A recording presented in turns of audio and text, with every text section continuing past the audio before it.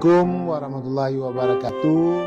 Saya Teguh Reza Falevi, penjabat Bupati Kabupaten Semelu, menghimbau kepada seluruh warga Semelu untuk menjaga perdamaian dan kedamaian di bumi Atifulawan pasca Pilkada 2024. Kami mohon kepada yang menang untuk tidak jumawa dan yang kalah pun harus berlapang dada.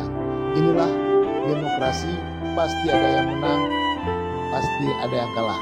Maka untuk menjaga kedamaian, saya berharap sekali lagi untuk menjaga tutur kata baik di media sosial, di lingkungan masyarakat, di warung-warung kopi, sehingga Semelu ini tetap damai. Wassalamualaikum warahmatullahi wabarakatuh.